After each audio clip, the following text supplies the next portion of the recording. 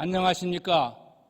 구약의 파노라마 여행의 가이드 안홍원 장로입니다. 오늘은 사무엘 상하, 열왕기상, 그리고 시가서의 파노라마 통일 왕국 시대를 돌아봅니다. 통일 왕국 시대란 사울, 다윗, 솔로몬의 3대 이르는 120년간의 이스라엘의 통일 왕국 시대를 말하며 12지파가 하나의 국가를 이룬 이스라엘의 왕정 시대를 의미합니다. 먼저 사무엘 상하, 열왕기상, 역대상의 파노라마를 통해 통일왕국 시대를 돌아봅니다.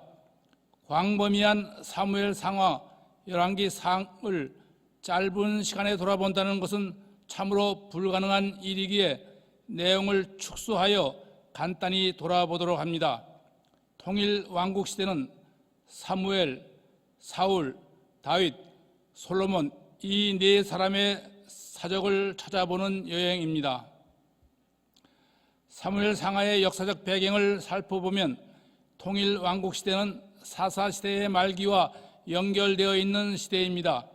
그때 이스라엘이 왕이 없으므로 사람이 각기 자기의 소견에 옳은 대로 행한 사사시대의 말기였습니다. 그 삶에 하나님의 말씀을 잊어버린 시대였습니다. 사무엘 상하는 부패한 성직자들과 패역한 왕들, 그리고 열매를 맺어야 할 자리에는 열매가 없고 열매를 맺지 말아야 할 자리에 열매를 맺는 백성들에 대한 고발이 기록되어 있으며 세상적 성공에만 치우치는 우리에게 믿음의 도전을 주는 말씀으로 가득 찬 성경입니다. 이스라엘의 통일왕국은 12지파가 연합한 한 국가로서 처음으로 신정국가에서 왕정국가로 전환되어 한 왕이 이스라엘을 통치한 시대입니다. 사울, 다윗, 솔로몬이 각각 40년씩 치리한 120년의 통일왕국이었습니다. 통일왕국 초기 사울왕 때에는 블레셋에 눌려 어려움이 많았지만 다윗과 솔로몬 시대에는 강력한 국가와 경제적 풍요를 누린 시대였습니다. 사울, 다윗, 솔로몬 세 왕은 하나님을 향한 마음의 자세가 서로 달랐습니다. 사울은 무심했으며 다윗은 전심으로 하나님을 사랑했으며 솔로몬은 처음에는 하나님을 사랑했지만 나중에는 하나님을 떠난 실패한 왕이 되었습니다. 사사시대의 이스라엘은 그때의 왕이 없으므로 사람이 각기 자기의 소견에 오른 대로 행하였습니다. 영적으로 암흑시대인 사사시대에 오직 두 사람만이 하나님의 말씀에 따라 세상과 구별되게 산 사람이었습니다.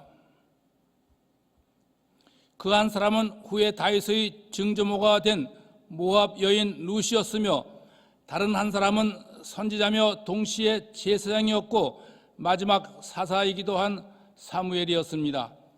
캄캄한 암흑시대의 세상을 밝히는 두 개의 별, 룻과 사무엘입니다. 그 당시 얼마나 사람이 없으면 하나님께서 이방 여인 룻을 택하여 쓰셨을까? 절망의 근본적 원인은 이스라엘이 여호와의 말씀을 무시, 그 언약을 파기했기 때문입니다. 여호와의 말씀을 듣는 것이 하나님을 섬기는 일임을 알아야 합니다. 절망은 곧 희망입니다. 인간의 절망은 끝이 아니라 새로운 희망을 향한 도약입니다. 우리는 사사기의 암울한 시대에서 다윗 왕국으로 엘리 제사장 가문의 절망에서 사무엘로 이어지는 희망을 보게 됩니다. 에브람 산지에 엘가나라는 사람이 있었는데 그에게 두 아내가 있어 한 사람의 이름은 한나요, 다른 한 사람의 이름은 브닌나였습니다. 브닌나에게는 자식이 있고 한나에게는 자식이 없었습니다. 브닌나가 자신을 격분케 하므로 한나는 마음이 괴로워서 여호와께 기도하고 통곡하며 서원하여 이르되 만군의 여호와여, 만일 주의 여종의 고통을 돌보시고 나를 기억하사 주의 여종을 잊지 아니하시고 주의 여종에게 아들을 주시면 내가 그의 평생에 그를 여호와께 드리고 삭도를 그의 머리 위에 대지 않겠나이다 하매 여호와께서 그를 생각하신지라 한나가 임신하고 때가 이르러 아들을 낳아 사무엘이라 이름하였으며 이는 내가 여호와께 그를 구하였다 함입니다. 여호와께서 그를 기억하시다, 생각하시다라는 말은 하나님의 때가 되었다는 말씀입니다. 한나의 기도는 하나님과 심정이 통하는 기도였습니다. 자식을 임신할 수 없는 고통과 첫 분인나의 격동함으로 심히 괴로운 한나는 하나님과의 끊어진 참을 수 없는 아픔 속에서 기도합니다. 한나는 자신의 고통 속에서 하나님의 고통을 느끼게 됩니다. 자식이 없어 자손이 끊어지는 한나의 아픔과 이 땅에 말씀이 없어 하나님과 끊어진 세상을 바라보는 하나님의 아픔, 우리는 자신의 아픔을 통해 하나님의 아픔을 바로 보아야 합니다. 이 기도가 하나님과 마음이 통하는 기도인 것입니다. 우리의 기도가 사람이나 세상에 묶여 있으면 하나님과 마음이 통하는 기도가 되지 못함을 알아야 합니다. 자신을 격분케 하는 불인나를 원망하기보다 하나님 앞에 나아가는 한나의 기도의 길을 택하시는 여러분 되시기 바랍니다. 한나의 기도가 바뀌었습니다. 오늘 우리의 기도는 바뀌어야 합니다. 우리의 삶이 바뀌어야 합니다. 매주일 교회 예배에 출석한다고 매일 성경을 읽으며 기도한다고 참된 신앙이 아닙니다. 기도, 데오마이란 하나님께 자신을 붙들어 맨다는 의미입니다. 자신을 하나님께 붙들어 맴으로써 기도를 통해 자신이 변하고 세상을 바라보는 관점과 가치관이 변하고 하나님께서 우리의 주인임을 깨닫고 말씀에 순종하며 주님을 닮아가는 삶이 참된 신앙입니다. 한나의 기도가 바뀌었다는 것은 그가 기도를 통해 자신이 바뀌었으며 하나님께서 그의 계획을 한나의 기도에 두셨으므로 사무엘을 허락하시고 사무엘을 축복의 통로로 쓰임받게 하시는 것입니다. 한나는 기도 후 다시는 근심하는 기색이 없었습니다. 기도가 응답된 것으로 받아들이는 것입니다. 기도하고도 얼굴에 수심이 가득하다면 그것은 기도의 응답을 믿지 않는 것입니다. 우리의 기도는 왜 세상은커녕 자기 자신도 바꾸지 못하는 것인가 생각해 보시기 바랍니다. 엘로는 실로의 제사장 가문입니다. 당시에 예루살렘 북쪽 32km에 위치한 실로는 여호수아 시대 말기부터 사사 시대를 거쳐 사무엘 시대 초기까지 하나님의 법궤가 안치된 성막이 있는 중앙성소로서 이스라엘의 종교적 중심지요 정치적 주무대요 군사적 요새였으나 엘리 시대 말 법궤를 블레셋에 빼앗기고 실로가 파괴되므로 실로의 영광은 역사의 무대로 사라지고 마는 것입니다. 엘리는 실로의 제사장이요 사사였음에도 불구하고 당시의 대부분의 제사장들처럼 그 소명을 다하지 못하고 하나님보다는 자기 중심의 삶을 삶으로써 자신의 삶은 물론 자녀들의 교육마저 실패한 부패한 제사장이었습니다. 사무엘이 졌을 땐 후에 한나가 사무엘을 데리고 실로에 올라가 엘리에게 아뢰되 내 주여 당신의 사심으로 맹세하나이다. 나는 여기서 내 주 당신 곁에 서서 기도하던 여자라.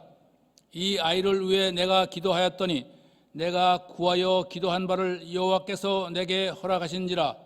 나도 그를 여호와께 드리되 그의 평생을 여호와께 드리니이다 하고 거기서 여호와께 경배와 찬양을 드렸으며 한나는 라마의 자기 집으로 돌아가고 아이 사무엘은 제사장 엘리 앞에서 여호와를 섬겼습니다.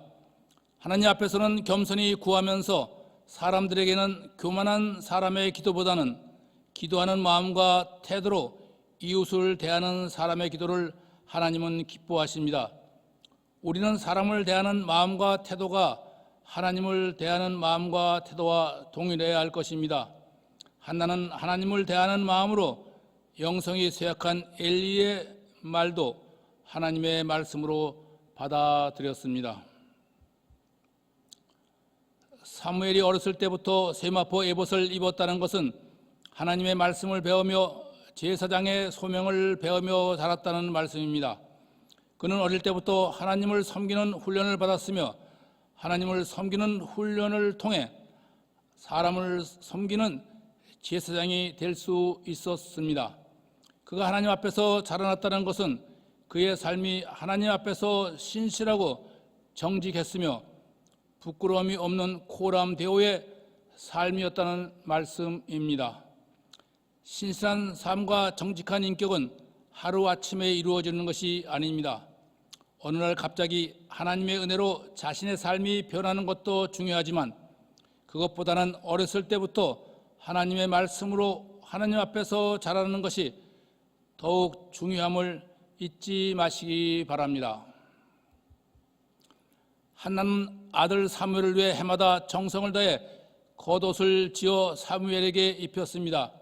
한나의 기도의 옷이 영성이 쇠락한 엘리 집 안에서도 그를 지켜주셨던 것입니다. 사무엘은 어머니 한나의 기도 속에서 말씀 충만함으로 자랐습니다. 미국에서의 여러분의 꿈이 무엇입니까? 풍요함입니까? 자녀 교육입니까? 우리의 꿈이 이루어지려면 우리의 자녀들이 하나님의 복을 받아야 합니다. 우리들의 자녀들이 하나님의 복을 받는 길은 어릴 때부터 하나님의 말씀을 배우고 하나님과 이웃을 섬기며 하나님 앞에서 자라야 합니다. 이것이 부모된 우리들의 책임임을 잊지 말고 자녀들을 위해 기도를 멈추지 말아야 합니다. 오늘 자녀들에게 비춰지는 우리의 삶은 어떠합니까? 말씀을 배웁니까? 하나님과 이웃을 섬깁니까? 하나님 앞에서 우리의 삶이 신실하고 정직합니까? 엘리는 자기 처소에 누웠고 사무엘은 하나님의 법궤가 있는 여호와의 전에 누웠다는 말씀은 엘리는 잠자리에 들었지만 사무엘은 하나님 앞에 기도로 엎드렸다는 말씀입니다.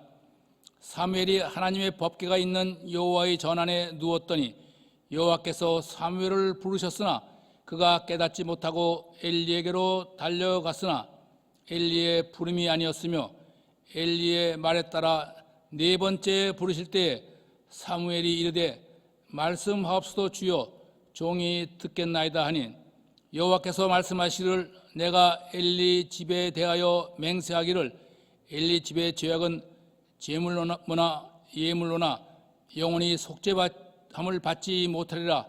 내가 그의 집을 심판하겠다고 말한 것은 그가 자기의 아들들이 저주를 자청하되 금하지 아니하였음이라 말씀하셨습니다. 자녀들을 하나님 말씀대로 교육하지 않는 가정에 하나님의 심판이 임하리라는 무서운 경고의 말씀입니다. 사무엘은 여호와의 그 말씀을 엘리 제사장에게 그대로 전하였습니다. 하나님의 세미한 음성은 말씀을 묵상하는 사람, 기도하는 사람에게 임합니다. 말씀 묵상도 없고 기도하지 않는 사람에게는 결코 하나님의 세미한 음성은 들리지 않음을 알아야 합니다. 엘리 제사장에게 홈니와 비느하스라는 아들이 있는데 그들의 행실이 악하여 제물이 제단에 드려지기 전에 제물을 갈취하였고 고기에 기름이 태워지기 전에 고기를 먹었으며 심지어 회막에서 시중을 드는 여인과 동침하는 죄악을 저질렀습니다. 엘리가 그 아들들의 행실을 말렸지만 그들이 아버지의 말을 듣지 아니하였습니다. 홈니와 비느하스의 죄악은 그들이 어렸을 때부터 하나님의 말씀을 떠났으며 여호와의 제사를 무시하며 여호와를 멸시하고 여호와의 제물과 예물을 그들의 발 밑에 두고 밟았기 때문입니다. 그들은 하나님과 백성들을 섬기지 않고 자기들의 배만 섬겼습니다. 그것은 그들이 아버지의 등을 보고 자랐기 때문이며 이는 용서받을 수 없는 하나님을 등지는 반역 죄입니다. 엘리의 아들들은 항상 성전에 있었으며 예배도 드리고 말씀도 잘 압니다. 그럼에도 그 삶이 하나님의 말씀대로 살지 않는 것은 하나님을 등지는 반역의 죄악인 것입니다. 오늘 우리들의 예배와 삶은 어떻습니까? 신실하지 못한 예배와 정직하지 못한 삶은 여호와를 멸시하고 하나님의 은혜에서 끊어지는 심판임을 알아야 합니다. 하나님의 사람이 엘리에게 와서 이르되 여호와의 말씀에 이스라엘 모든 지파 중에서 너를 택하여 내 제사장으로 삼아 내 앞에서 에봇을 입게 하고 모든 화제의 제물을 내 집에 주지 아니하였느냐? 너는 어찌하여 내 제물과 예물을 받으며 네 아들들을 나보다 더 중히 여겨 내 백성 이스라엘에 드리는 가장 좋은 것으로 그들을 살찌게 하느냐? 그러므로 보라, 내가 네 팔과 네 조상의 집 팔을 끊어 네 집에 환난을 볼 것이요 네 두 아들 홈리와 비느하스가 한날에 죽으리니 그들이 당할 그 일이 네게 표징이 되리라 말씀하셨습니다. 요즘 세상에서는 부모의 잘못된 사랑과 자신의 욕심으로 자식들을 하나님의 심판으로 몰아넣는 경우를 허다하게 봅니다. 우리는 어떤가 되돌아보시기 바랍니다. 블레셋과의 전쟁에서 이스라엘이 패하자 홈리와 비느하스는 전 안에 있는 법궤를 들고 나가 하나님의 임재를 부르짖으며 블레셋과 싸웠으나 도리어 법궤를 블레셋에 빼앗기고 전쟁터에서 죽게 됩니다. 법궤를 빼앗기고 두 아들이 죽었다는 소식에 엘리는 앉아있던 의자에서 뒤로 넘어져 목이 부러져 죽었으며 비느하스의 아내가 해산할 때가 가까웠더니 그 소식을 듣고 해산하며 그 또한 죽음으로써 온 가족이 하나님의 심판을 면하지 못했으며 하나님의 말씀대로 가문이 멸족하는 심판을 받았습니다. 하나님께서 함께하지 않는데도 하나님이 함께하신다고 착각하는 것처럼 위험하고 비극적인 것은 없습니다. 언약궤가 하나님의 임재를 보장하지 않는 것처럼 교회가 하나님의 인격적인 임재를 보장하지 않습니다. 참된 회개와 진실한 믿음만이 하나님이 기쁘시게 거하시는 거룩한 임재의 자리임을 기억하시기 바랍니다. 하나님의 임재가 없는 법궤는 아무 능력이 없는 나무 조각에 불과합니다. 법궤 자체를 능력으로 생각하는 것은 법궤를 부족으로 생각하는 것입니다. 하나님을 무시하는 곳에는 하나님이 계시지 않습니다. 하나님이 떠난 법궤, 하나님이 떠난 교회는 능력이 없습니다. 하나님이 떠난 인생은 짐승꼴이 되어 멸시받는 인생이 됩니다. 그러나 하나님이 임재하시는 법궤나 성전은 우리의 예배와 경외의 대상이지 우리의 성공을 위해 이용할 도구가 아니며 불행이나 애군을 때우는 부적이 아닙니다. 때로 그리스도인들이 세상에서 경멸받는 이유는 말씀의 삶 없이 성경만 끼고 사는 사람, 하나님의 임재 없이 성전만 드나드는 성도, 그리스도 없는 그리스도인으로 사는 삶을 세상이 보고 있기 때문입니다. 내가 원하면 바꿀 수 있는 게 종교지만 내가 변하지 않으면 바꿀 수 없는 게 신앙입니다. 법궤나 성전을 부족으로 만드는 것은 우상을 섬기는 일이며 신앙이 아닌 종교적 열심을 말하는 것임을 알아야 합니다. 종교적 열심만으로 우리의 예배, 우리의 사역이 부적이 되어서는 아니 될 것입니다. 사무엘이 사사가 되어 이스라엘 온 족속에게 말하여 이르되 너희가 진심으로 여호와께 돌아오려거든 이방 신들과 아스다롯을 너희 중에서 제거하고 너희 마음을 여호와께 향하여 그만 섬기라. 그리하면 블레셋 사람의 손에서 건져내시리라고 외쳤습니다. 이스라엘이 미스바에 모여 하나님께 금식하고 기도하며 민족 대각성 운동을 펼치며 이스라엘을 치러 올라온 블레셋을 물리치고 블레셋에게 빼앗긴 성읍들을 회복하였으며 사무엘이 사는 날 동안에 이스라엘을 다스렸으며 이스라엘의 평화가 있었습니다. 사무엘은 하나님의 말씀에 따라 사울과 다윗을 이스라엘의 왕으로 기름을 붓고 왕정 체제의 이스라엘을 통일 왕국의 기초를 다졌습니다. 사무엘은 이스라엘의 제사장이며 마지막 사서여 첫 번째 선지자입니다. 이스라엘의 왕이 없던 시대, 하나님을 대변하여 말씀을 선포해 줄 선지자가 없던 시대, 제사장의 반열은 흐트러졌고 사사시대는 치욕적인 종말로 접어든 시대에 신정체제에서 왕정체제로 바뀌는 이스라엘의 제도적 변화란 문제를 가지고 하나님과 씨름한 사람, 사울의 초기 왕조를 폐하고 다윗의 왕조로 이전하는 문제로 하나님과 씨름한 의로운 영적 거인이었습니다. 하나님과 씨름한 사람이란 약복강에서 하나님의 사자와 씨름한 야곱처럼 이스라엘의 문제를 붙들고 하나님께 매달렸다는 의미입니다. 오늘 자신의 부귀영화가 아니라 세상으로 빠져드는 교회와 위기에 처한 조국과 우리가 사는 미국의 문제들을 붙잡고 하나님과 씨름하는 지도자가 진정한 하나님의 지도자인 것입니다. 사무엘은 블레셋과의 전쟁에서 승리, 이스라엘에게 평화를 가져왔으며 사울과 다윗에게 왕의 기름을 부었으며 우상을 제거하며 백성을 미스바의 영적 대각성으로 회개의 자리로 이끌었으며 말씀으로 백성들을 양육하며 지속적으로 기도하며 불의와 타협하지 않고 자신을 하나님 말씀대로 움직이며 깨끗한 양심으로 충성되이 소명을 감당하며 청렴 결백한 삶을 산 새 시대를 연 영적 지도자였습니다. 오늘 혼란하고 어두운 이 시대에 사무엘과 같은 영적 지도자가 필요한 시대입니다. 그 사람은 어릴 때부터 말씀을 배우고 하나님만 섬기며 하나님 앞에서 자란 사람이어야만 합니다. 사무엘의 늙음에 이스라엘 모든 장로들이 라마에 모여 사무엘에게 이스라엘의 왕을 세워 자신들을 다스리게 해달라고 요청합니다.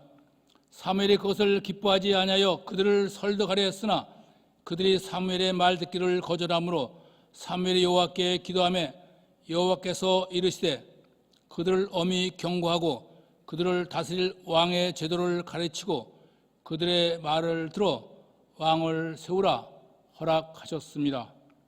여호와의 말씀에 따라 사무엘이 길갈에서 베냐민 지파 기스의 아들 사울에게 기름을 부어 이스라엘의 왕으로 세우니 그가 이스라엘의 첫 번째 왕이 되었습니다. 사울은 소년 시절에 하나님의 말씀에 순종하고 하나님 앞에 경건하며 겸손했으나 왕이 된 후에 그 이전과는 달리 교만하여 하나님의 규례를 어기고 망령된 제사를 드렸고 경솔한 맹세를 했으며 아말렉을 진멸하라는 하나님의 명령을 어겼으며 다윗을 시기하고 왕에 집착하여 하나님에 대한 반역 의사를 드러냈고 다윗을 죽이려고 여러 번 시도했으며 하나님이 엄히 금하신 무당을 찾아가기도 했습니다. 사울은 강하고 출중한 사람이었으나 그의 약함마저 하나님 손에 맡겼으면 교만하지 않고 하나님에 의해 선하게 쓰임받을 수 있었지만 자신의 강함만을 드러내려는 교만 때문에 결국 마지막에 몰락을 가져오게 되었습니다. 우리는 사울을 통해 우리의 약함이 우리의 강함보다 하나님에게 더 쓸모있음을 알아야 할 것입니다. 블레셋과의 전쟁에 나선 사울은 길갈에 진을 쳤으나 블레셋 군대는 그 수가 이스라엘에 비해 엄청나게 많으므로 이스라엘 군사들이 블레셋을 두려워하여 사울에게서 흩어지며 그를 따르는 백성들로 두려워 떨었습니다. 사울은 사무엘이 정한 기한 내로 사무엘을 기다렸으나 아직 오지 않는지라 두려워한 사울은 하나님의 명령을 버리고 자신이 직접 여호와 앞에 번제를 드렸습니다. 하나님의 말씀과 판단 기준에 입각하지 않고 사람의 눈과 판단 기준에 입각하여 제사를 드린 것입니다. 말씀보다 자신의 판단이 더 중요한 사울이었습니다. 사무엘이 도착하여 사울의 망령되이 행하였음을 책망하며 하나님께서 사울 대신 여호와의 마음에 맞는 다른 사람을 이스라엘의 지도자로 삼으리라 하셨습니다. 그것은 사울이 하나님의 말씀을 버렸기 때문입니다. 사무엘은 사울에게 말하기를 너는 나보다 앞서 길갈로 내려가라. 내가 네게로 내려가서 번제와 화목제를 드리리니 내가 네게 가서 네가 행할 것을 가르칠 때까지 7일 동안 기다리라. 사무엘상 10장 8절의 말씀입니다. 라고 말하였지만 두려움에 사로잡힌 사울은 사무엘이 오기 전에 자신이 직접 번제를 주관하여 하나님께 제사를 드렸습니다. 사울에게는 왕권은 주어졌지만 제사권은 제사장에만 있었습니다. 사울은 교만함을 드러내며 하나님 면전에서 하나님을 멸시하는 죄를 범했습니다. 우리는 확실히 알아야 합니다. 우리가 하나님께 예배를 드리는 것은 세상에서 승리하고 성공하기 위해 예배를 드리는 것이 아닙니다. 그것은 교회를 우상으로 만드는 일입니다. 우리가 하나님께 예배를 드리는 것은 하나님의 말씀을 듣고 그 말씀에 순종하기 위함이며 우리의 죄악된 삶을 정결케 하기 위함입니다. 사울의 죄는 하나님의 자리를 탐내는 죄악, 하나님의 자리에 오르는 죄악이며 하나님을 하찮게 여기는 죄입니다. 이 죄로 말미암아 사울의 나라가 길지 못할 것이라고 말씀하셨습니다. 예배 한번 잘못 드린 게 뭐 그리 죄가 되는가? 오늘 우리의 예배가 얼마나 중요한가를 기억해야 할 것입니다. 사무엘이 사울에게 이르되 여호와께서 지금 아말렉을 쳐서 그들의 모든 소유를 남기지 말고 진멸하되 모든 남녀와 어린아이와 우양과 낙타와 나귀를 죽이라 하셨나이다 하니 사울이 군사를 일으켜 아말렉을 치러 나갔습니다. 사울이 아말렉을 쳐 아말렉 왕을 사로잡고 수많은 양과 소를 약탈하여 길갈로 돌아오자 사무엘이 양들의 소리를 듣고 이게 무슨 소리냐고 묻자 사울이 대답하기를 하나님께 제사하려고 양과 소들 중에서 가장 좋은 곳으로 끌고 왔나이다 하니 사무엘이 이르되 여호와께서 번제와 다른 제사를 그의 목소리를 청정하는 것보다 좋아하시겠습니까? 순종이 제사보다 낫고 듣는 것이 수장의 기름보다 나으니 왕이 여호와의 말씀을 버렸으므로 여호와께서도 왕을 버려 왕이 되지 못하게 하셨나이다 하였습니다. 성경에서 진멸하다, 죽이다라는 말씀은 하나님께 모든 것을 드리다, 하나님께 돌려드리다라는 말씀입니다. 사울은 가치 없고 하찮은 것들만 진멸, 곧 하나님께 드리고 귀하고 가치 있는 것은 자신이 착복했다는 말씀입니다. 그것은 그의 교만함 때문입니다. 왕이 되기 전 사울은 자신을 작게 여겼으나 왕이 된 후에 사울은 자신을 크게 여겼으므로 하나님이 작게 보였기 때문입니다. 하나님은 순종이 제사보다 낫고 듣는 것이 양의 기름보다 나으리라 말씀하십니다. 듣는다는 것은 말씀을 그냥 듣기만 하는 것이 아니라 들은 그 말씀을 깨닫고 그 말씀에 순종하는 것을 말씀합니다. 시아마 곧 들으라는 말은 순종하라는 말씀입니다. 말씀을 듣지 않고 자신을 고집하는 것은 점치는 자와 같으며 잡신인 우상에게 절하는 것과 같습니다. 사무엘이 죽고 블레셋 사람들의 군대가 수넴에 진침해 사울이 두려워 그의 마음이 크게 떨린지라 사울이 여호와께 물었으나 여호와께서 대답하지 아니하시므로 사울이 변장을 하고 신접한 여인을 찾아 나섰으나 여호와로부터 이스라엘을 너와 함께 블레셋 사람에게 넘기라는 말만 듣고 돌아갑니다. 블레셋 사람들이 이스라엘을 침해 이스라엘 사람들이 블레셋 사람들 앞에서 도망하여 길보아 산에서 엎드려 죽으니 사울의 그의 아들 요나단과 아비나답과 말기수와 함께 갈보아 산에서 죽음으로 사울 왕조가 막을 내리게 되었습니다. 하나님 앞에 겸손하며 순종하던 사울, 하나님에 대해 무심하고 자기 중심적인 삶에 빠져 말씀을 떠나 교만하게 되므로 하나님께 선택받은 자였으나 하나님께 버림받은 자로 그 삶을 마감했습니다. 말씀을 버리면 교만하게 되며 교만하면 하나님을 등지게 됩니다. 우리는 하나님 앞에서 선택받은 자라 생각하며 자기 중심적인 삶을 사는 교만을 버려야 합니다. 제사보다는 순종을 원하시는 하나님의 마음을 알아 예배보다는 말씀에 순종하며 살아야 할 것입니다.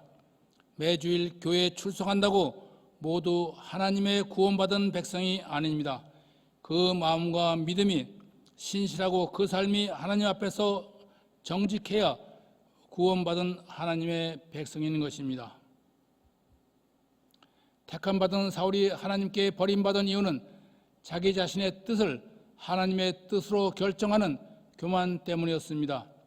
교만으로 인해 그는 하나님의 말씀을 떠나고 결국 하나님의 말씀에 불순종하게 되어 하나님의 버림을 자초한 것입니다. 교만한 사람은 자기 중심적이며 하나님에 대해 무관심할 뿐만 아니라 자신의 뜻을 하나님의 뜻으로 착각하며 하나님의 은혜를 자신의 능력으로 둔갑시키는 사람입니다. 택함받은 우리는 사울의 택함과 버림을 통해 하나님과 사람 앞에 겸손해야 함을 잊지 말아야 할 것입니다. 여기가 초기의 이스라엘의 영토이며 그 옆의 강대국 블레셋이 이스라엘의 가시였습니다. 하나님께서는 이스라엘의 불순종을 심판하시기 위해 블레셋을 이스라엘의 가시로 존속케 하셨습니다. 이스라엘 통일 왕국의 두 번째 왕이며 최고의 성군인 다윗의 생애는 네 시기로 나눌 수 있습니다. 첫째, 베들레헴에서의 목자. 둘째, 예루살렘에서의 왕궁 생활, 국방장관과 사울 왕의 사위. 셋째, 광야의 도망자. 넷째, 이스라엘의 통치자. 다윗의 이 네 시기 중 어느 시기가 하나님께서 다윗과 함께한 시기였으며 가장 하나님의 은혜가 충만한 시기였을까? 다윗에 대한 성경의 기록을 살펴보도록 하겠습니다. 여호와께서 사울을 버려 이스라엘의 왕이 되지 못하게 한 후 사무엘에게 이르시되 너는 기름을 채워 베들레헴 이새의 집으로 가라. 내가 그의 아들 중에서 한 왕을 보았느니 내가 네게 알게 하는 자에게 나를 위하여 기름을 부을지니라 말씀하셨습니다. 사무엘이 베들레헴의 이새의 집에 이르러 이새와 그의 아들들을 성결하게 하고 제사를 드린 후에 기름 부을 자들 차리려고 그 아들들을 자신의 앞으로 지나가게 하였습니다. 이새의 첫아들 엘리압의 용모와 키를 보고 마음에 이르기를 여호와의 기름 부으심 자가 과연 주님 앞에 있도다 하였더니 여호와께서 이르시되 사람은 외모를 보거니와 나 여호와는 중심을 보느니라 말씀하셨습니다. 용모를 보지 말고 키를 보지 말라. 이 얼마나 우리에게 위로가 되는 말씀입니까? 사람은 외모 곧 겉사람을 보거니와 하나님은 중심 곧 속사람을 보십니다. 주일에 교회에 안 나오던 사람이 교회에 나온다면, 기도 안 하던 사람이 기도한다면, 새벽 예배에 안 나오던 사람이 새벽 예배에 나온다면 그 사람의 속사람이 하나님 보시기에 변한 것일까? 이새가 그의 아들 7을 다 사무엘 앞으로 지나가게 하나 사무엘이 이새에게 이르되 여호와께서 이들을 택하지 아니하셨느니라 하고 이새에게 이르되 네 아들이 다 여기 있느냐 하니 이새가 이르되 아직 막내가 남았는데 그는 양을 지키나이다. 사무엘이 이새에게 일러 그를 불러오게 하니 그의 빛이 붉고 눈이 빼어나고 얼굴이 아름답더라. 여호와께서 이르시되 이가 그니 일어나 기름을 부으라 하시는지라. 사무엘이 다윗에게 기름을 부으니 다윗이 여호와의 영에 크게 감동되어 하나님의 영이 충만하였습니다. 이스라엘 통일 왕국의 왕으로 기름 부음 받은 다윗은 기름 부음 받은 후 바로 왕위에 오른 것이 아니라 요단 광야의 목동으로 아버지의 양을 치면서 하나님의 말씀 교육을 받으며 성장했습니다.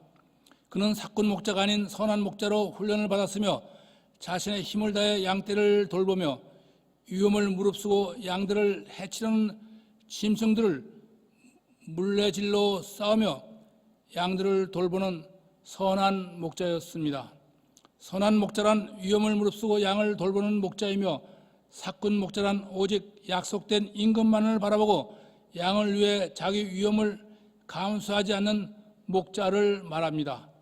예수 그리스도만이 우리의 선한 목자이심을 잊어서는 아니 될 것입니다. 그 당시 양의 주인들은 많은 양을 소유하고 있었으며 여러 목동들을 구해 양을 돌보게 하였습니다. 목동들은 주인과 일정한 계약을 맺고 계약에 따라 양들을 몰고 여러 날 동안 목초를 찾아 길을 나섭니다. 험한 길에서 양을 잃어버릴 수 있기에 약속된 수의 양만 데리고 돌아오면 계약을 이행하게 되며 약속된 임금을 받게 됩니다. 주인과 약속한 수의 양을 데리고 돌아오면 모든 임무를 다함으로 사꾼 목자는 위험을 무릅쓰고 위험한 동물들과 싸울 필요가 없으며 낭떠러지나 다른 길로 가버린 양을 찾으려 하지 않았습니다. 그러나 어떤 목자들은 계약과 관계없이 위험을 무릅쓰고 양들을 사나운 동물들로부터 지켰으며 혹 위험한 낭떠러지까지 가서라도 길 잃은 양들을 구해 돌아왔습니다. 이 목자가 바로 선한 목자입니다. 블레셋 사람들이 이스라엘과 싸우고자 하므로 이스라엘이 엘리 골짜기에 진을 쳤는데 블레셋 사람들의 진영에서 싸움을 도우는 자가 있는데 그 이름은 골리앗이라. 키가 크고 장대한 용사였습니다. 다윗의 형들은 사울을 따라 전장에 나섰으나 다윗은 예루살렘에서 양을 칠 때 이새에 이르는 대로 볶은 곡식과 떡 10덩어리를 가지고 형에게로 나갔다가 골리앗이 하나님과 이스라엘을 모욕함을 듣고 사울에게 청하여 손에 막대기를 가지고 매끄러운 돌 5개를 주머니에 넣고 물매를 가지고 골리앗 앞으로 나갑니다. 다윗이 블레셋 사람에게 이르되 너는 칼과 창과 단창으로 내게 나아오거니와 나는 만군의 여호와의 이름 곧 네가 모욕하는 이스라엘 군대의 하나님의 이름으로 네게 나아가노라 하니 블레셋 사람이 일어나 다윗에게로 마주 가까이 올 때 다윗이 블레셋 사람을 향하여 빨리 달리며 손을 주머니에 넣어 돌을 가지고 물매를 던져 블레셋 사람의 이마를 치매 돌이 그의 이마에 박히니 그가 땅에 엎드려졌습니다.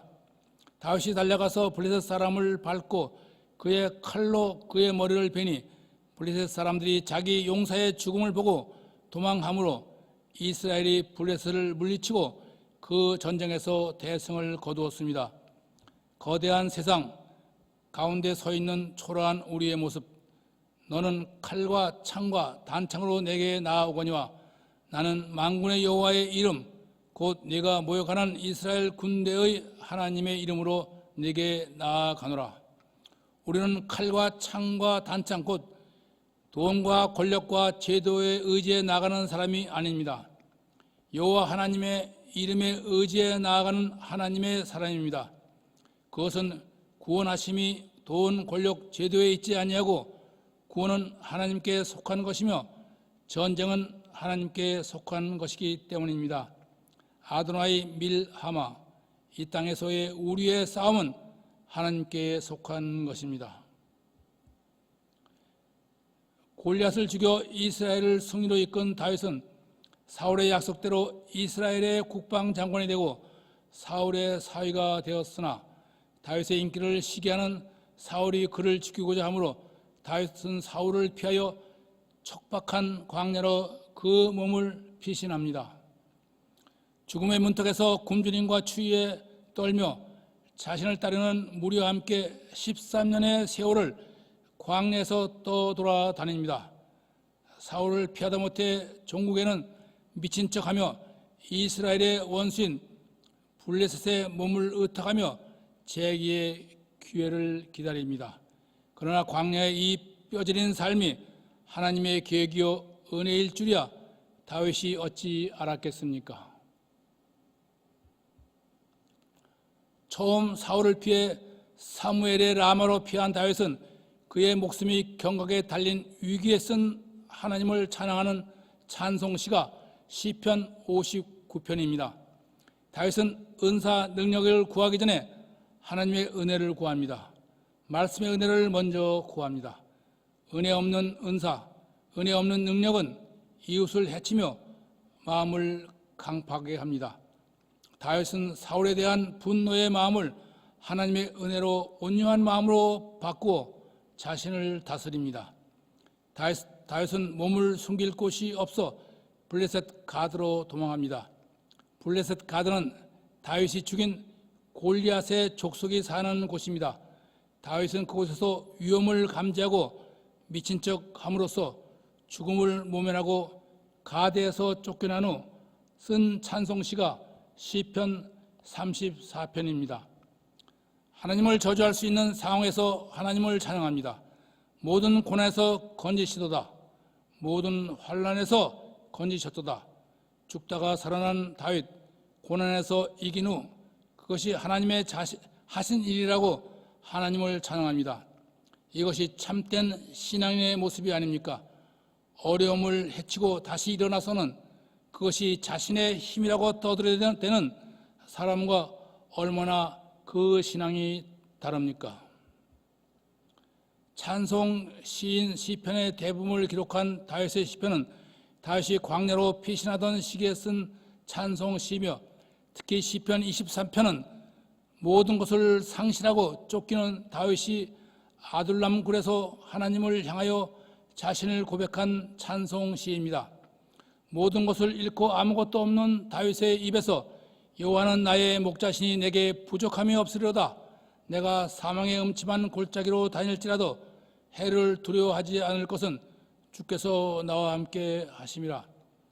조금만 궁핍해도 하나님을 불평하며 조금만 어려워도 하나님을 원망한 우리들에게 참으로 귀감이 되는 찬송 시입니다. 다윗이 사울을 피해 몸을 피한 도시들의 이름입니다.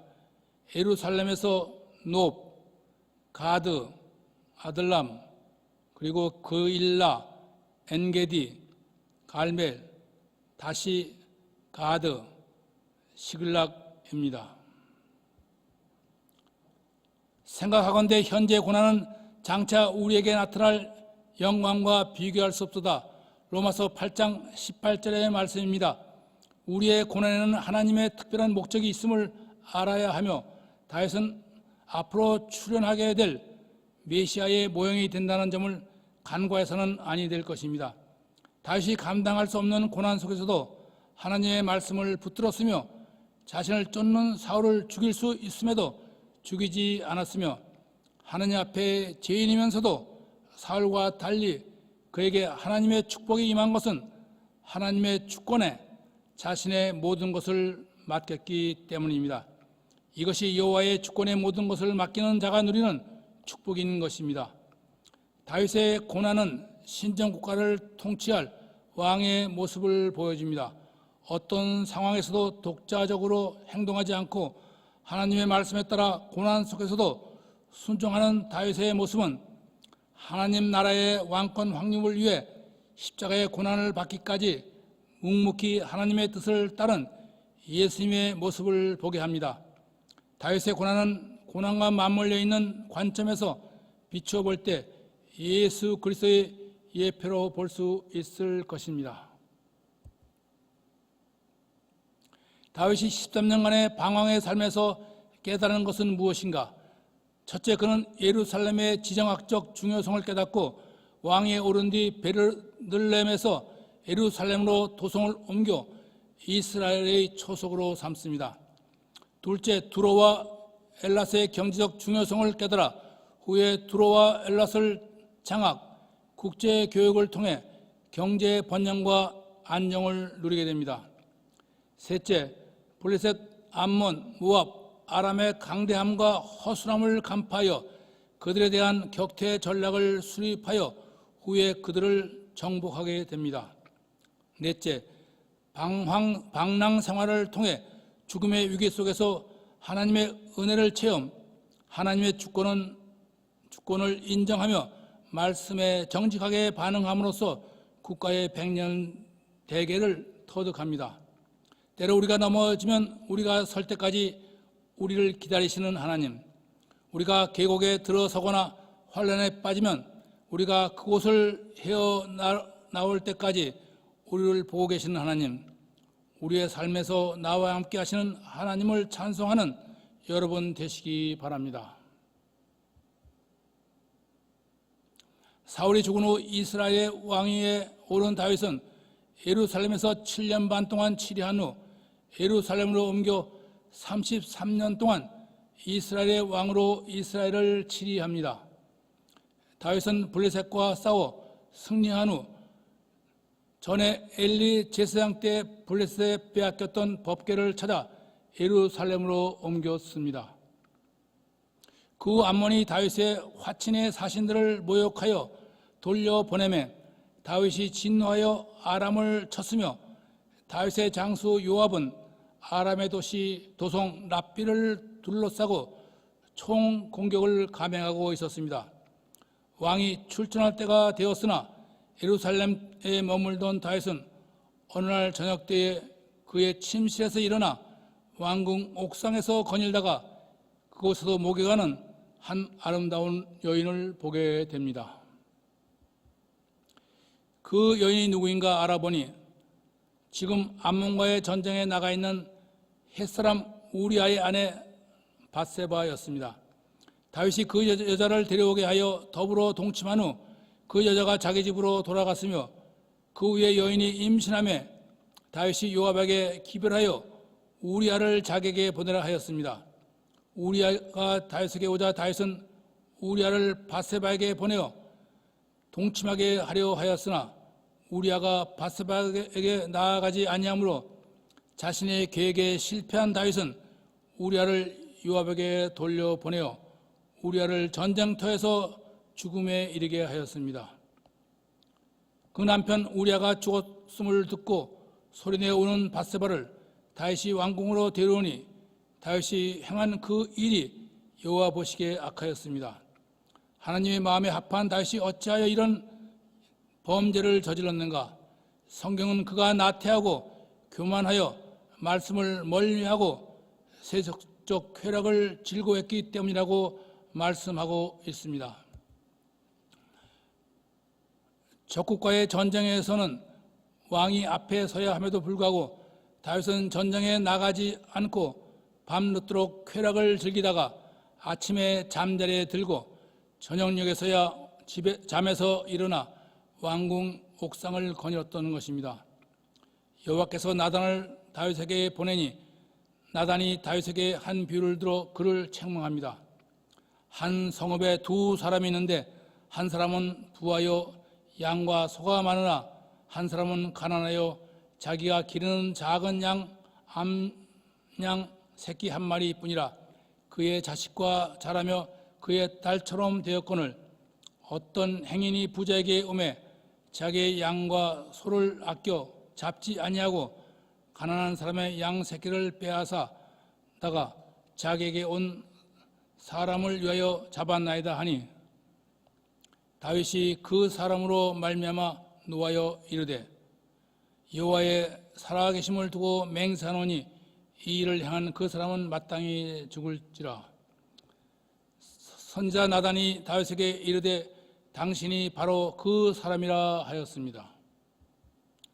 여호와께서 너를 사울의 손에서 구원하고 너를 이스라엘 왕으로 삼아 이스라엘 족속을 내게 맡기느니라. 만일 그것이 부족하면 내가 네게 더 주었을 것이다. 그런데 어찌하여 네가 여호와의 말씀을 업신여기고 나 보기에 악을 행하였느냐? 네가 햇사람 우리아를 암몬 자손의 칼로 죽이고 그의 아내를 빼앗아 네 아내를 삼았도다. 이제 네가 나를 업신여기고 우리아의 아내를 빼앗아 네 아내를 삼았은즉 칼이 네 집에 영원히 떠나지 아니할 것이요 네 눈앞에서 네 아내를 빼앗아 네 이웃들에게 주리니 그 사람들이 네 아내와 더불어 백죄에 동침하리라. 다윗이 나단에게 이르되 내가 여호와께 죄를 범하나이다 하매 다윗이 말하기를 여호와께서 당신의 죄를 사하셨으니 당신이 죽지 아니하리라. 그러나 당신이 낳은 아기가 반드시 죽으리라 말씀하셨습니다. 나단 선지의 비유 말씀을 들으며 우리는 아모스 선지자의 외침을 듣습니다. 가난한 소장인들이 부유한 지주들에게 부당하게 착취당하며 불공정한 재판으로 인권이 유린되며 불의가 득세하는 이스라엘의 정의와 공정을 외친 선지자가 아모스 선지입니다. 오늘날도 가진 자가 없는 자를 부당하게 착취하며 불의로 인권이 유린되며 재판이 공정하게 치루어지지 않는 현상을 우리는 수없이 보게 됩니다. 권력을 가진 자는 백성을 무시하고 자신만의 영달만을 취하고자 합니다. 이것은 하나님을 무시하고 하나님의 것을 착취하며 하나님의 마음을 유린하는 것임을 알아야 합니다. 그들의 마음에 하나님이 없고 그들의 삶에 말씀을 버렸기 때문입니다. 그러나 하나님의 은혜는 인간의 죄에 의해 좌절되지 않습니다. 하나님의 구속사는 죄가 많은 곳에 하나님의 은혜가 넘쳤던 사실을 증언하고 있음을 우리는 보게 됩니다. 나단의 예언대로 다윗과 바세바 사이에 난 아들이 죽었으며 다윗의 집안에 칼이 떠나지 아니하여 그의 아들 압살롬이 그의 형 암논을 살해하고 다윗을 반역하여 다윗이 압살롬을 피하여 예루살렘에서 도망하였으며 그때 압살롬이 백주의 다윗의 아내들과 동침하는 죄를 저질렀습니다.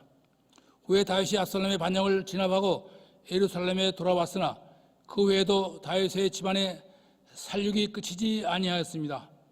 다윗의 범죄에 대한 하나님의 징계의 채찍이었습니다. 다윗은 즉각 자신의 죄를 하나님 앞에 회개함으로써 죄의 사함은 받았으나 죄에 대한 형벌은 면치 못했습니다. 왜냐하면 죄는 반드시 심판을 받아야 하기 때문입니다. 다윗은 미래에 대한 엄청난 약속을 받았을지라도 범죄에 대한 징계는 감수해야 했습니다. 이것이 하나님의 진정한 사랑이기 때문입니다. 다윗이 죽은 날이 임박하여 그의 아들 솔로몬에게 말하여 이르되 너는 힘써 대장부가 되라. 너는 여호와의 명령을 지켜 그 길로 행하며 모세의 율법에 기록된 대로 지키라. 그리하면 네가 무엇을 하든지 얻으러 가든지 형통하리라. 네 자손들로 그들의 길을 삼가 마음을 다하고 성품을 다하여 진실이 여호와 앞에서 행하면 이스라엘 왕위에 오를 사람이 네게서 끊어지지 아니하리라. 수라의 아들 요압과 게라의 아들 시므이를 기억하고 그들이 평안히 스올에 내려가지 못하게 하라. 그리고 길르앗 바르실레의 아들들에게 은총을 베풀어 그들이 네 상에서 먹는 자 중에 참여함으로 공의를 행하도록 하라고 유언하였습니다. 그러나 솔로몬은 다윗의 유언에도 불구하고 공의를 행하지 못하고 불의를 행함으로 끝내 하나님의 버린 왕으로 몰락하고 마는 것입니다. 열왕기상의 통일 왕국 시대는 열왕기상 1장에서 11장까지 솔로몬의 사정입니다. 솔로몬은 다윗이 간통한 우리아의 아내 바세바의 사에서 난 자식이지만 하나님과 다윗의 사랑을 받은 이스라엘의 세 번째 왕입니다. 서자 출신이면서 권력 기반이 없고 아직 부족한 솔로몬에게 하나님은 지혜와 모든 권력 부귀영화를 주셨고 이스라엘 최대 번영의 시대를 열어주셨지만 풍요의 종착에서 이스라엘을 분열과 몰락으로 치닫게 한 장본이 솔로몬입니다. 지혜의 솔로몬이 어떻게 몰락했는가 그 이유를 그의 사적을 통해 살펴보겠습니다. 솔로몬의 통일왕국 시대를 돌아보기 전에 먼저 몇 가지 통일왕국 시대의 역사적 배경을 돌아보고 출발합니다. 먼저 모세를 통해 이스라엘에게 주신 여호와의 제왕론입니다. 하나님께서 택함 받은 자, 영적 지도자는 어떤 사람이어야 하는가? 하나님은 이스라엘 백성들이 이후에 자신들의 왕을 요구할 것을 미리 아시고 모세에게 왕이 지켜야 할 일, 곧 제왕론을 주셨습니다. 백성들은 누구나 눈에 보이는 지도자를 원하지만 인간의 리더십은 언제나 불완전하며 권력의 속성은 냉정하고 추악합니다. 선한 사람도 권력의 도끼에 오염되기 쉽기에 우리는 보이는 지도자에 대한 환상을 가져서는 아니 되며 보이지 않는 하나님의 법에 복종하며 그분을 의지하기에 하나님은 모세를 통해 이 땅의 리더들에게 제왕론을 주셨던 것입니다. 제왕론의 첫째는 말을 많이 두지 말라입니다. 말은 마병을 말하며 마병의 수는 곧 그 나라의 군사력을 의미합니다. 이스라엘은 자신의 군사력에 의지하지 말고 하나님만 의지하라는 말씀입니다. 특히 군마는 최고의 군마를 소유한 애굽에서 수입해야 하므로 애굽과 교류하지 말라는 말씀이며 세상의 힘, 인맥에 의존하지 말고 하나님만 의지하라는 말씀입니다. 오늘 우리는 어떠합니까?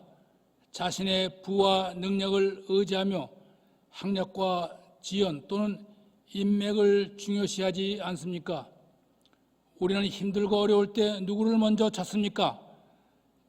자신의 목적을 이루고자 할 때 무엇을 의지합니까? 둘째, 아내를 많이 두지 말라고 말씀하셨습니다. 아내를 많이 두면 그 마음이 미혹되어 자신과 국가를 파멸시킬 수 있기 때문입니다. 뿐만 아니라 정략 결혼으로 동맹을 맺지 말라고 말씀하셨습니다. 그리하면 이방의 우상들이 그 삶에 들어올 수 있기 때문입니다. 장래가 촉망되는 수많은 리더들이 부정한 관계로 인해 나락으로 떨어지는 것을 우리는 수없이 보고 있는 세상입니다. 셋째, 자신을 위해 재물을 쌓지 말라고 말씀하십니다. 백성의 지도자는 자신을 위해 백성들의 재물과 노동력을 착취하지 말며 하나님의 자비와 긍휼을 증거하는 자리로 신실한 하나님의 청직이어야 한다는 말씀입니다. 넷째, 말씀을 평생 옆에 두고 읽으라고 말씀하십니다. 이는 하나님을 떠나지 말고 하나님만을 의지하라는 말씀입니다. 이스라엘의 왕된 자들은 반드시 이 말씀을 지켜야 형통하리라는 말씀입니다.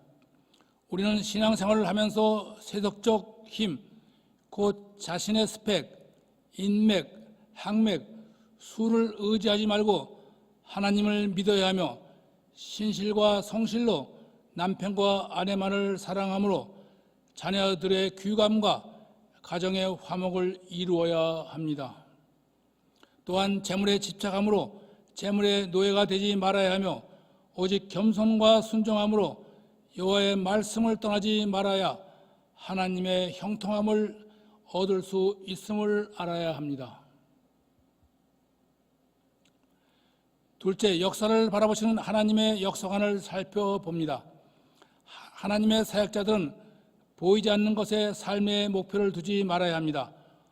오늘 수많은 성직자들이 넘어지는 것은 물질 때문입니다. 성경은 하나님과 재물을 동시에 섬길 수 없다고 말씀하십니다. 우리는 눈앞에 보이는 물질에 너무 마음을 두지 말아야 할 것입니다. 하나님의 역사에 대한 관심은 국가의 번영과 몰락, 교회의 부흥과 존폐, 개인의 성공과 실패가 아니라 하나님 백성들의 정체성입니다.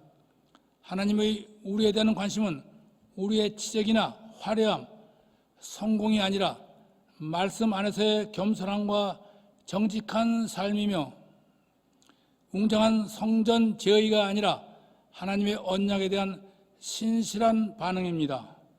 그러므로 하나님은 이스라엘의 남북 분열을 허용하였으며 남유다보다 하나님을 배역한 북이스라엘에 대해 더 많은 관심을 가지고 엘리사 같은 선자들을 보내어 하나님의 백성으로서의 정체성을 보완하려고 하셨던 것입니다. 하나님은 성전 건축을 허락하셨지만 동시에 백성들의 정체성에 대한 경고도 함께 하셨던 것입니다. 눈에 보이는 화려함이 아니라 하나님의 성전인 우리 자신의 겸손한 삶과 긍휼한 마음을 원하셨으며 성전 안에서의 제사보다 성전 밖에서의 삶에 관심을 두셨습니다. 하나님은 그의 백성들이 하나님과의 언약에 신실하게 반응함으로써 영원한 체제 유지가 아니라 하나님 백성의 정체성을 잃지 않고 언약의 파트너로 영원히 존속하기를 원하셨습니다. 하나님은 뉴저지 초대교회가 크게 부흥하며 영원히 존속하기보다는 하나님과의 언약 안에서 언약의 파트너십을 잃지 않고 하나님의 백성의 정체성을 잃지 않기를 바라고 계심을 우리는 알아야 할 것입니다. 다음은 왕정시대의 이스라엘의 사회를 돌아봅니다. 이스라엘의 사사시대에는 주로 목축사였으나 그 사회가 불안정하고 이동성이었기에 왕정시대에 접어들면서 좀 더 삶이 안정적이고 주거가 일정한 가나안의 농경사회에 동화하기 시작하였습니다. 필연적으로 농경사회의 우상인 바알을 섬기게 되므로 그 마음에 하나님을 떠나게 되었으며 통일왕국 중반의 국제교역을 통한 상업사회로 변모하면서 삶의 풍요와 번영을 가져왔지만 국제교역에 따라 들어온 종교의 다원화와 이방 풍습에 빠져 하나님의 백성의 정체성을 잃고 몰락하게 된 것입니다. 세상의 풍요와 번영은 인간의 바람이지만 그로 인해 하나님을 잃을 수 있으며 몰락의 길로 갈 수 있음을 기억해야 합니다. 세상에서 부를 탐하기보다는 주 안에서 가난을 사랑하며 나눔을 기뻐하는 성도들에게 하나님은 은혜 주시기를 기뻐하십니다. 다음은 이스라엘의 경제적 번영과 그에 따른 우상 숭배와 부패의 역사입니다. 풍요와 번영을 가져오는 상업사회에서 불가피한 것은 국제교역입니다. 당시의 상황으로 국제교역은 육지를 통한 교역으로는 한계가 있었기에 많은 물자를 수송할 수 있는 선박과 교역항이 절실히 필요한 상황이었습니다. 여기에 가장 적합한 항구가 페니키아의 두로였습니다. 이 항구는 유럽과 지중해 연안의 국제교역의 필수였으며 더 나아가 페니키아는 당시 세계 최고의 선박 제조 기술을 보유하고 있었으며 골란 고원의 백양목은 선박 제조에 가장 적합한 목지였습니다. 또한 아카바만의 엘랏은 아라비아, 페르시아, 인도에 이르는 광대한 지역과의 교역에 필수적인 교역항이었으며 두로와 엘랏을 통한 국제교역과 이에 따르는 관세 징수는 이스라엘에 막대한 부를 가져다 주었던 것입니다. 여기가 두로, 여기가 엘랏입니다. 이스라엘의 역사를 보면 통일왕국 시대는 물론 분열왕국 시대도 남북이 평화를 유지하며 두로와 엘랏을 공동으로 이용할 때는 풍요와 번영을 누렸지만 남북이 긴장 상태일 때는 두로와 엘롯을 함께 사용할 수 없기에 국제교역의 길이 끊어져 풍요와 번영을 누릴 수 없었습니다.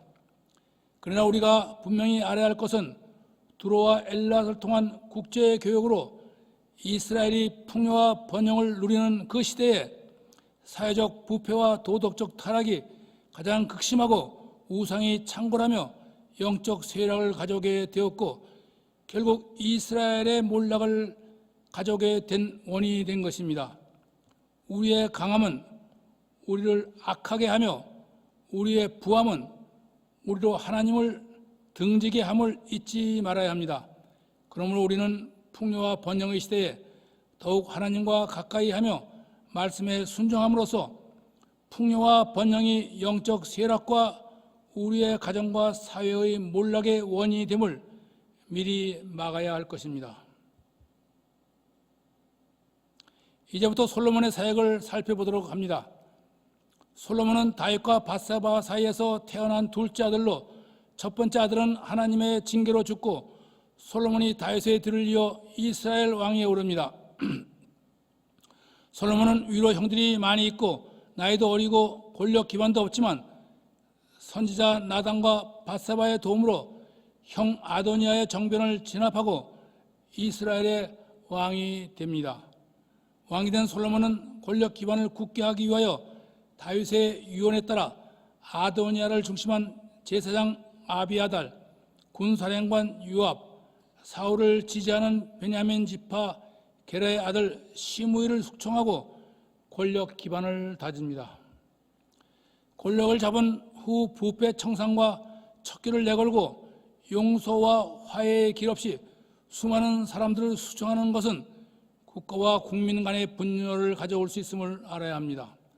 다윗의 유언이었지만 이 숙청이 이스라엘 수백 년을 통하여 수많은 죽음을 불러왔으며 결국 이 갈등과 정쟁이 이스라엘의 분열을 초래하게 되었음을 기억해야 합니다. 미국 이민 역사를 통해 한국 교회의 수많은 분열을 보았습니다. 이 모든 분열이 용서와 화해가 없는 교회 내의 세속적 권력 다툼이 그 원인이었음을 부인할 수 없을 것입니다. 하나님의 거룩한 성전인 가정과 교회는 갈등과 분열이 없어야 하며 사랑과 화목이 충만해야 할 것입니다.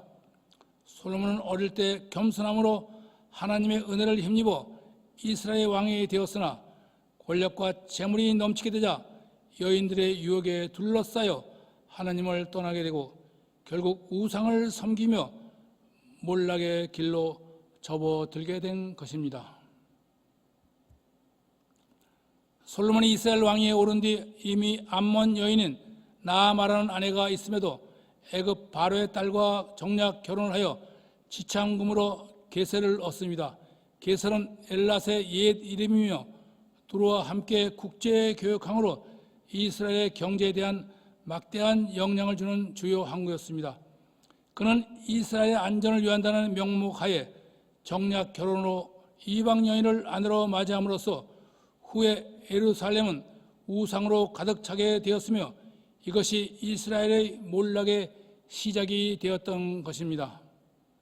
솔로몬은 예루살렘 성전이 건축되기 여러 이전이라 가장 큰 지방 신당이 있는 기브온에 가서 일천 번제를 드리고 하나님께 나라를 다스릴 지혜를 구합니다. 하나님은 지혜를 구하는 솔로몬을 어여삐 여겨 그에게 지혜를 줍니다. 왕에 올라 하나님께 지혜를 구한 솔로몬은 즉위 초에 국가의 정치, 경제, 사회, 국방의 점진적 계획을 이루었으며 강력한 국방, 외교, 경제의 기반뿐만 아니라 교육, 문화를 장려하고 각 지파 간의 분배와 포용 정책, 탕평책으로 이스라엘의 평화의 기틀을 마련한 훌륭한 왕이었습니다. 그러나 하나님의 관심은 솔로몬의 치적이나 눈에 보이는 세속적 화려함, 정치, 군사적 번영이 아니었습니다. 솔로몬의 지혜는 무엇인가? 그 지혜는 하나님의 말씀을 듣고 그 말씀에 순종하는 지혜였습니다. 그러나 그는 그 지혜를 자신의 세속적 욕망과 쾌락을 위해 사용하는 실책을 저지르고 말았던 것입니다. 하나님께서 솔로몬에게 준 지혜는 하나님의 말씀을 듣고 깨달아 그 말씀을 준행하는 지혜였습니다. 그러나 솔로몬은 그 지혜로 나라가 풍요와 번영을 누리게 되자 하나님이 주신 지혜를 자신의 정치적 욕망과 쾌락을 위해 사용하게 되므로 몰락의 길을 겪게 되며 결국 이스라엘 왕국이 남북으로 분열되는 결과를 초래하게 됩니다. 오늘 우리가 사는 사회도 부패가 만연하고 정의와 공의를 찾아보기 어려운 시대가 되었습니다. 이에 대한 원인을 보면 대부분 학력이 높거나 지혜가 뛰어난 사람들에 의해 불의와 불공정, 부패들이 자행되는 것을 많이 볼 수 있습니다.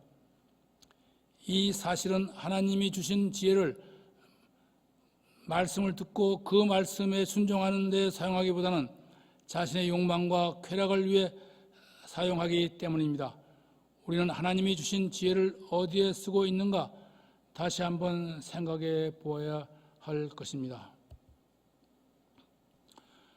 솔로몬은 20년에 걸쳐 다윗이 이루지 못한 성전과 왕궁을 완성함으로써 이스라엘이 하나님의 백성임을 만천하에 선포하였으나 문제는 성전 건축에 7년이 걸린 솔로몬이 자신의 왕궁 건축에 13년이 걸렸다는 점이며, 더 나아가 애굽의 아내의 말에 따라 왕궁을 애굽식으로 지음으로 이스라엘의 정체성을 훼손했다는 사실입니다.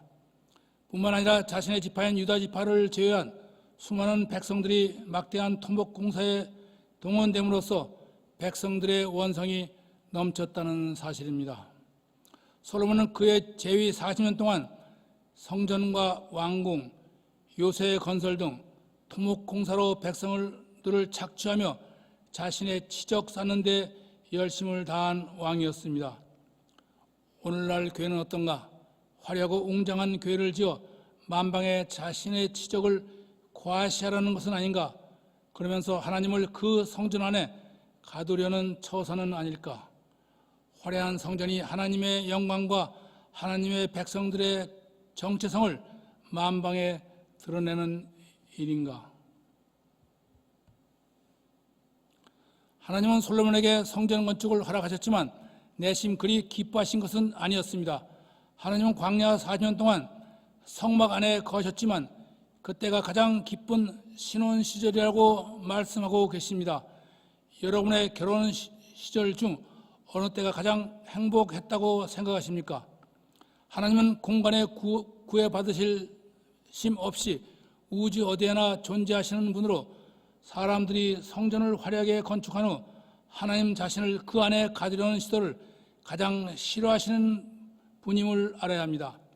하나님을 교회 안에 가두고 예배는 경건하게 드리면서 성전을 나가 삶의 현장에서는 하나님이 계시지 않는 삶을 살아가는 백성들을 하나님은 예견하기 때문입니다.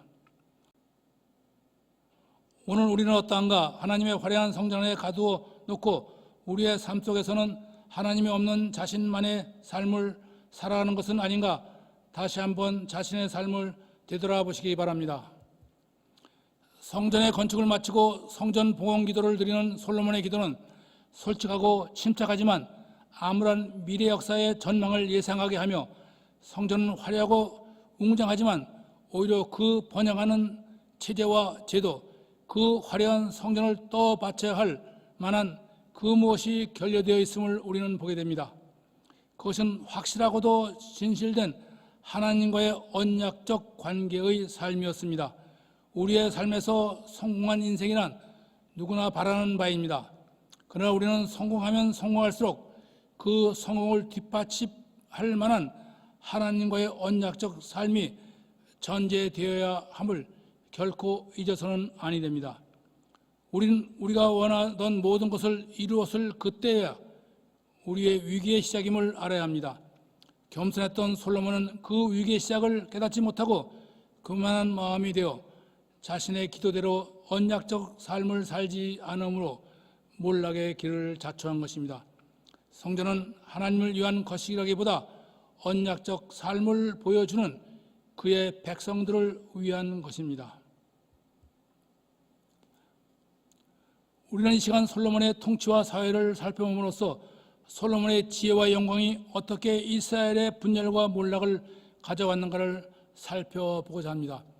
또한 하나님은 우리의 번영과 성공, 교회의 부흥과 성장을 바라는 분이 아니며 우리가 작은 일보다 큰 사역을 감당하기를 바라는 분도 아니라 하나님의 백성으로서의 존재, 곧 그 정체성에 대해 관심을 쏟고 있음을 알아야 합니다. 하나님의 백성의 정체성이란 하나님의 말씀에 순종하며 그 삶에 하나님이 함께 하심을 드러내는 백성을 말합니다. 다시 말씀드리면 하나님과의 언약을 신실하게 지키며 살아가는 믿음의 성도들을 일컫는 말씀입니다. 우리가 무엇을 하느냐가 아니라 우리가 어떤 존재인가 하는 것입니다. 솔로몬은 하나님께서 말씀하신 제왕론을 무시하고 자신의 생각만으로 국가를 통치하였습니다. 그의 국방정책은 애굽과 암몬, 시리아를 견제하기 위해 성곽과 요새를 건설하고 애굽에서 종말을 수입, 전차 1,400대, 마병 12,000명, 보병 12만을 보유함으로써 하나님께 의존하기보다는 자신의 국방력에 의존하기 시작했으며, 그로 인해 막대한 국가 재정이 지출되고 백성들을 부역에 동원함으로써 집합한 분열과 민심 이만을 초래했으며, 개파간 분열과 중과세 정책으로 중산층의 몰락과 빈곤층의 증가를 가져왔습니다. 솔로몬의 외교 정책은 애굽, 아람, 블레셋을 견제하며 이웃과 평화를 공존하는 정책으로 평화 공존을 위한다는 명목으로 정략 결혼으로 수많은 이방 여인을 아내로 삼았으며 종옥으로 막대한 재정을 확보했습니다. 그러나 그로 인해 이방 아내들이 가져온 이방 신들로 예루살렘을 가득 채웠으며 결국 종교다원주의로 흘러가게 되었습니다. 솔로몬의 경제정책은 무역 통상정책으로 두로와 엘랏을 통한 국제교역이었습니다. 국제교역으로 이득뿐만 아니라 관세와 통행세를 통해 막대한 이득을 취한 솔로몬은 수출을 위한 선택적 작물, 곧 밀, 포도, 올리브를 다량 생산하기 위해 토지 계획을 단행, 자영 농경을 지주제로 전환함으로써 농민들의 삶이 피폐해졌으며 빈부의 격차가 심해지고 부유층에 의한 착취와 인권 유린, 불의와 불공정한 재판이 넘치게 되었던 것입니다. 국제교역으로 인해 이방 문화와 관습의 유입, 쾌락주의, 도덕적 타락, 빈부 격차가 극심, 지방자치제가 붕괴되므로 전쟁의 위험성이 증가하게 되었으며 국제교역을 통해 얻어진 그 막대한 부를 자신의 쾌락을 위해 사용했습니다. 그런데 문제는 그의 종교 정책이었습니다. 아내들로 인해 유입된 수많은 이방 신들로의 허용하는 종교다원주의로 예루살렘이 이방 신당으로 가득 찼으며 여호와 유일신 사상의 태조와 성소의 타락과 부패를 초래 외식주의 신앙이 팽배하게 되었습니다. 뿐만 아니라 지방의 수많은 산당이 세워짐으로 예루살렘의 중앙 성소와 지방 산당과의 권력 투쟁과 분열이 심화되어 결국 국론 분열을 초래하게 된 것입니다. 점차 솔로몬의 마음이 하나님을 떠나므로 하나님의 말씀을 버리고 이방 여인들의 유혹에 빠져 결국 이스라엘 왕국이 몰락의 길로 빠지게 된 것입니다. 하나님은 솔로몬의 통치에 대해 신하들의 반란, 곧 에돔 사람 하닷의 반란, 엘리아다의 아들 르손의 반란, 그리고 에브라임 지파인 여로보암의 반란을 통해 직접 경고했으며 선지자 아이야를 통해 미래의 위험성, 곧 12지파의 붕괴의 위험성, 이스라엘의 분열과 해체, 아수르의 팽창으로 인한 전쟁의 위험성에 대해 경고하였지만 이미 하나님으로부터 마음이 떠난 솔로몬은 자신의 세속적 욕망과 교만을 버리지 못하고 자신을 하나님의 성전으로 바로 세우지 못했던 것입니다. 그는 보호막을 거두시는 하나님의 경고를 무시하고 징계의 채찍이 하나님의 마지막 자비임을 깨닫지 못했습니다. 열왕기 제사는 비록 솔로몬의 통치가 세속적인 정책이라 할지라도 왕국의 직접적인 몰락은 솔로몬의 잘못된 통치에 있는 것이 아니라 하나님의 말씀을 버리고 그 마음이 하나님을 떠났다는 사실에 있다고 기술하고 있습니다. 우리는 어디에서 인생의 승리를 찾고 있는가? 하나님의 말씀을 떠나지 않은 오직 그 길만이 성공의 길이며 복된 길임을 잊지 말아야 할 것입니다. 강대한 왕국과 성전의 화려함에도 불구하고 그 내면의 영적 충만함이 결여된 솔로몬의 이스라엘은 백성들의 고통, 곧 하나님의 아픔과 고통을 외면함으로써 번영의 정점에서 분열과 몰락의 길로 떨어지고 말았던 것입니다. 키드바르 야훼, 하나님의 말씀과 같이 되었던 것입니다. 하나님의 말씀이 없는 번영은 인간 욕망의 사물입니다. 이 땅에서 사라질 헛되고 헛된 것입니다. 우리는 솔로몬의 영광을 꿈치지 말아야 하며 하나님의 지혜를 바르게 사용해야 하며 결단코 하나님에 대한 처음 마음을 잃어버리지 말고 말씀을 놓치지 말아야 합니다. 하나님의 부름을 받아 양을 치는 자는 섬기는 자이므로 결단코 사자를 꿈꾸지 말아야 합니다. 목자가 사자를 꿈꾸는 것이 곧 몰락의 기림을 알아야 합니다. 시편 127편은 이스라엘 최강의 왕국을 이룬 솔로몬의 고백이 담겨있는 솔로몬의 찬송시입니다. 세상에서 부와 지혜와 권력을 한 손에 쥐었던 솔로몬 왕이 그의 말년에 이스라엘 왕국의 몰락을 예견하며 하느님 앞에 고백한 찬송시입니다. 여호와께서 집을 세우지 아니하시면 세우는 자의 수고가 헛되며 여호와께서 성을 지키지 아니하시면 파수꾼의 경성함이 허사로다. 하나님 없이 자신의 지혜와 힘으로 이룬 모든 업적은 헛된 것이며 그 이룬 것을 스스로 지키려 함도 허사라는 고백입니다. 기도하지 않았는데 모든 일이 잘 되고 있다는 말은 정말 두려움을 모르는 어리석은 자부심 교만입니다. 우리는 하나님 앞에서 힘과 지혜를 자랑하지 말고 감사하며 겸손한 마음과 신실함으로 지혜와 힘을 선한 일을 위해 사용해야 할 것입니다. 우리는 성전을 바라볼 때마다 예루살렘 성전의 두 기둥 야긴과 보아스를 기억해야 합니다. 야긴은 하나님이 세우시다, 보아스는 하나님이 지키시다라는 의미입니다. 애굽의 속박 아래에 놓여 있는 이스라엘 백성들을 가나안으로 인도할 수 있는 지도자는 누구인가? 하나님은 애굽 왕궁에서 위대한 장군이며 권력자인 모세가 아니라 40년간 광야에서 노쇠해지고 연약해져 지팡이에 자기 몸을 의지해야 하는 80세의 모세를 불러 이스라엘 지도자로 세웠습니다. 그것은 그가 하나님 앞에서 나싱이었음을 깨달았기 때문입니다. 사울, 다윗, 솔로몬은 모두 처음에는 겸손했지만 나중에 교만했으며 그로 인해 말년에 범죄하기에 이르렀습니다. 우리는 이 교훈의 말씀을 잊지 말아야 할 것입니다. 만일 누가 아무것도 되지 못하고 된 줄로 생각하면 스스로 속임이라. 갈라디아서 6장 3절의 말씀입니다. 인간 각자의 삶의 결론은 하나님의 언약, 하나님의 말씀에 어떻게 반응하에 달려 있을 뿐임을 알아야 합니다. 다윗은 하나님의 주권에 자신을 던진 하나님의 사람이었습니다. 사무엘 상하 열왕기 상의 파노라마 통일왕국의 핵심 단어를 찾아보겠습니다. 사무엘 통일왕국 120년, 사울 무심, 다윗 전심, 솔로몬 반심, 키드바르 야훼 하나님의 말씀과 같이 되다.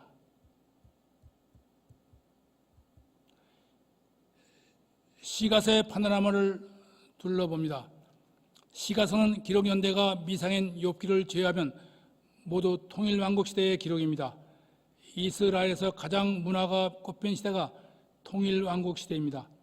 시가서는 한마디로 그 개요와 요약 및 주제와 해석이 간단하지 않기 때문에 짧은 시간에 돌아보기 어려우므로 잠시만 살펴보고 지나갑니다. 먼저 욥기를 돌아봅니다. 욥은 자신의 의를 주장하던 사람이었습니다. 그 때문에 자신에게 아무 죄도 없이 불행이 찾아오자 자신이 태어난 날을 저주하고 인생을 저주한 것입니다. 그러나 하나님은 욥의 이런 생각을 죄라고 여기시는 것입니다. 인간의 의는 자신의 인생에게만 유익할 뿐 하나님과는 관계없는 일입니다. 오늘을 사는 많은 성도들의 기복적 신앙이 하나님을 만나기 전의 욥과 같은 사람들입니다. 스스로 의롭게 여기며 참된 신앙인으로 자부하며 살지만 하나님을 만나지 못하고 귀로 듣기만 하는 교만한 사람들인 것입니다. 하나님을 만나지 못하고 귀로만 듣고 책으로만 읽는 신앙생활이 바리새인들과 같이 그릇된 신앙임을 깨닫게 하는 것이 욥기의 핵심 내용입니다. 나는 죄가 없고 허물이 없으며 불의가 없다는 교만을 죽이지 않고서는 욥이 어찌 하나님을 볼 수 있겠습니까? 주님의 은혜가 임한 자는 교만한 생각을 완전히 버려야 합니다. 매주일 교회에 출석한다고 다 하나님의 구원받은 백성이 아닙니다. 주의 일에 쓰임 받는다고 모두 성도가 아닙니다. 자신은 허물이 많은 죄인이며 불의한 자임을 고백하는 겸손이 우리에게 있어야 합니다. 우리 인생의 복과 불행은 하나님의 주권 아래 있음을 기억해야 합니다. 그러므로 참된 복이란 물질과 소유가 아니라 주님의 십자가 앞에 무릎을 꿇고 하나님의 은혜를 구하는 일입니다. 시편은 예배 드리는 기도와 찬양 시의 시이며 그 주제들이 모세오경에 나타난 주제들과 일치합니다. 제1권은 창세기에 맞추어 인간의 타락과 회복, 제2권은 출애굽기에 맞추어 하나님의 구원, 제3권은 레위기에 맞추어 예배와 성전, 제4권은 민수기에 맞추어 광야의 방황과 불안, 제5권은 신명기에 맞추어 하나님의 말씀과 찬양의 주제입니다. 시편은 하나님의 일과 말씀을 체험한 백성의 응답이 감사와 찬양으로 고백되는 찬송, 단원, 감사의 시입니다. 우리는 이 시편을 통하여 행복으로 가는 길과 멸망으로 가는 길이 무엇인지 분명히 알아야 합니다. 복 있는 사람은 악인의 꾀를 따르지 아니하며 의인들의 길에 서지 아니하며 오만한 자들의 자리에 앉지 아니하고 오직 여호와의 율법을 즐거워하며 그의 율법을 주야로 묵상하는도다. 시편 1편 1절의 말씀입니다. 잠언의 대부분은 솔로몬이 쓴 지혜의 책입니다. 주제는 여호와를 경외하는 것이 곧 지식 곧 지혜의 근본이라고 말씀하고 있습니다. 경외함이란 하나님의 하나님의 위엄과 능력을 두려워하는 것이며 그에게 의존함으로 그를 신뢰하는 것입니다.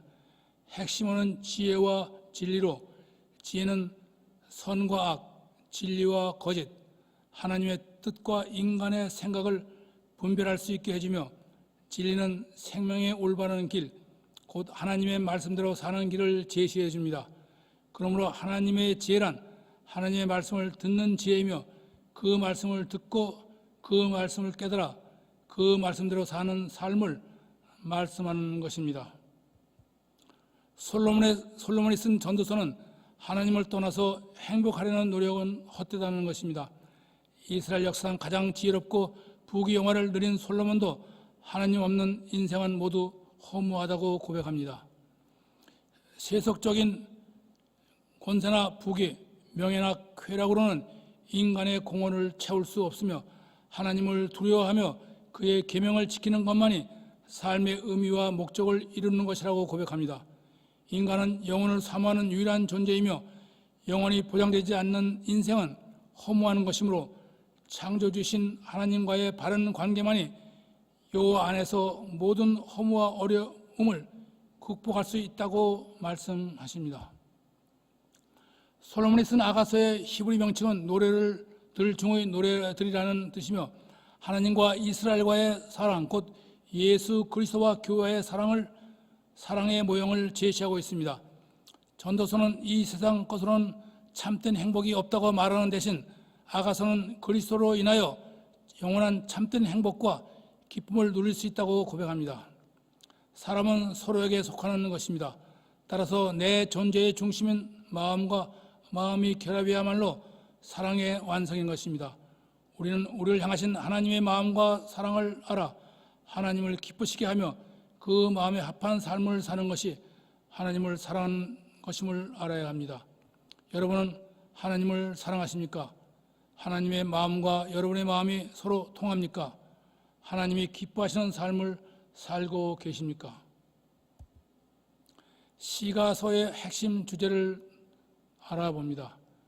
욥기, 하나님의 주권, 시편, 예배와 찬양, 잠언, 지혜, 전도서, 헛됨, 아가서, 부부사랑. 사무엘상하, 열왕기상하의 핵심 주제를 알아봅니다. 사무엘상, 사울 무심, 사무엘하, 다윗 전심, 열왕기상, 솔로몬 반신, 열왕기하, 심판. 다음은 어느 성경에 있습니까? 예루살렘의 멸망, 열왕기하, 밧세바, 사무엘하, 이스라엘의 초대왕, 사무엘상, 성전 건축, 열왕기상. 통일왕국시대 다음 문제 답해 보시기 바랍니다. 이스라엘 왕국의 첫 번째 왕은 사울, 이스라엘의 최초의 선지자는 사무엘, 사무엘의 어머니는 한나, 다윗이 범죄한 여인은 밧세바, 다윗이 통치한 기간은 40년, 예루살렘 성전을 건축한 왕은 솔로몬, 솔로몬이 하나님께 구한 것은 지혜, 잠언을 쓴 왕은 솔로몬, 전도서의 핵심 단어는 헛됨, 시편의 중심 메시지는 예배와 찬양, 욥기의 주제는 하나님의 주권.